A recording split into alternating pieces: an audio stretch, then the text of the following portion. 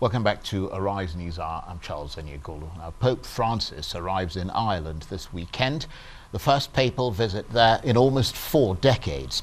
It comes at a difficult time for the Catholic Church in Ireland, with its head, Archbishop Eamon Martin, admitting that trust had been lost following the child sex abuse scandals. This year, the Irish voted in favour of the decriminalisation of abortion, and 3 years ago, they voted in favour of same-sex marriage. There are probably many explanations for that, but one of the most significant is surely the exposure of abuse by priests of children and women. In almost every country reached by Catholicism, there have been revelations of abuse of boys and girls by priests who had power over them. So what role does the Catholic Church now have in present-day Irish society? Well, for more on this, I'm joined now from our London studio by the journalist and commentator Caroline Farrow, who's also a columnist for the UK Catholic Press. Caroline, thank you very much indeed for joining us. Ireland, of course, becoming increasingly secular, much more diverse and very different from the Ireland of 40 years ago when Pope John Paul II visited. Do you think the Church has a less dominant place in Irish society today?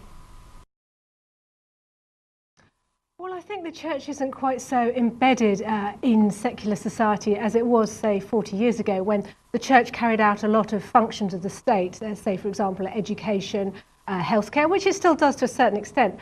But I think also you've got to remember the last census in Ireland said that 77% of people identified themselves as culturally Catholic.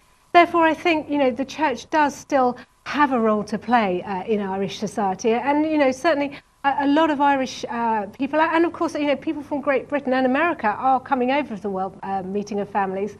So, yeah, I think that the Church has still got a role to play. But obviously, there's a lot of rebuilding that needs to be done. Absolutely, because of course this year the Irish voted in favour of the decriminalisation of abortion, and just 3 years ago they voted in favour of same-sex marriage. So an Ireland that is clearly far less faithful to the teachings of the Church. I mean, what's responsible for this erosion of faith in what was once a devoutly Roman Catholic country? Well, obviously, the abuse scandal has played its part, as has things like the scandals of the mother and baby homes. But when you're thinking about the decriminalisation of abortion and the same-sex marriage vote, these were very well supported by a secular press and media, and these were very slick, very well-funded campaigns that had been going on for a number of years.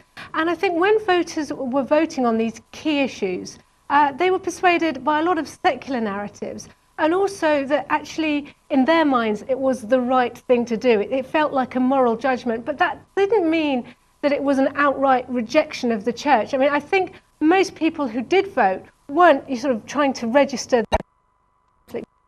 They were just actually with a secular mindset. And obviously the Church needs, to learn from that. And actually, there is a re-evangelization of Ireland going on, where the laity is saying, okay, we've had decades of very good catechesis. The faith has been falling away. It's kind of been left to families, and families have been falling away, which is why, of course, we're having the World Meeting of Families, so we can re-evangelize families and actually try and build up the faith. And there is quite a bit of a buzz going on, from what I understand.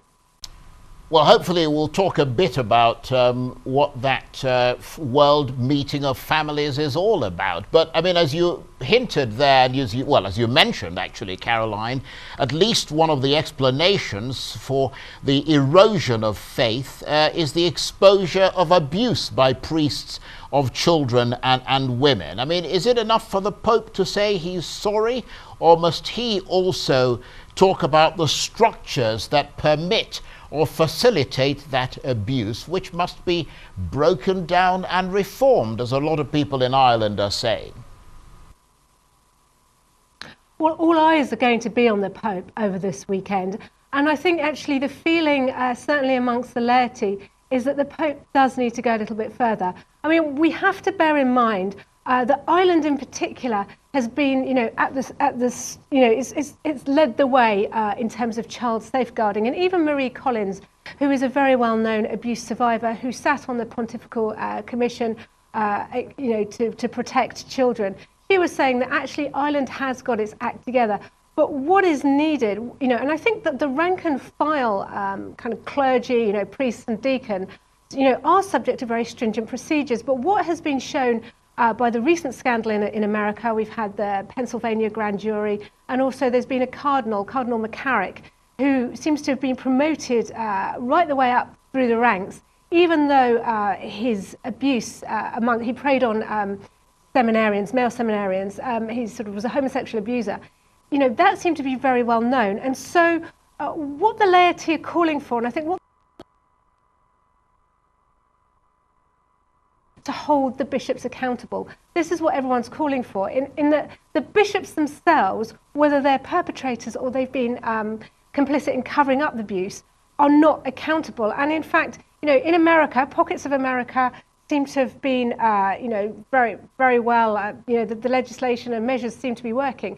But actually in other areas, it seems to be that the bishops have been exempt from any kind of scrutiny, any kind of criticism, any kind of accountability. And people want to see this change, because actually, although we, the laity, can play our part, and the Pope has asked us to pray and fast, we have got no control over the bishops. And therefore, we need to make sure that going forward, selection of the bishops is strong, that seminary culture is changed, so that we have healthy structures for recruiting and retaining priests, and that anybody who is, in court in any kind of child abuse or covering up any child abuse, that there is zero tolerance.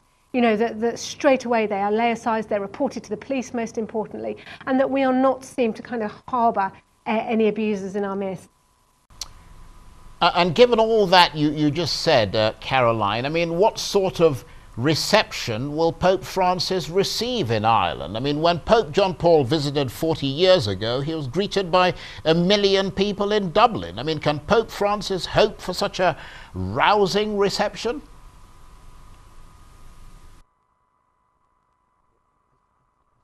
Years ago, almost when Pope St. John Paul II went to Ireland, and things were very different. The culture was different, and even things like there was a very different health and safety culture, which allowed for all these people to kind of pile into the venues. I think, Pope Francis is very well respected. He's very well thought of in Ireland, and certainly, the tickets for the papal events sold out within 24 hours. They sold out overnight.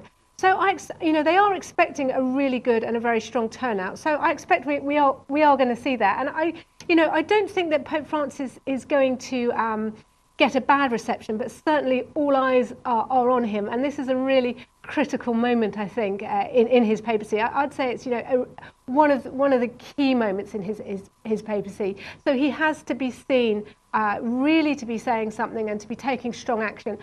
And we don't quite know what he's going to do, but it has been suggested, I think, he is going to meet with some survivors of child sex abuse, some of the victims, and that's not actually going to be publicised unless they want it to be publicised. And I think he's going to spend some time praying in front of the sacrament for them as well. So, they're certainly, I think, going to be at the forefront of this visit, and rightly so. And briefly, Caroline, is the setting for this papal visit also possibly part of the problem?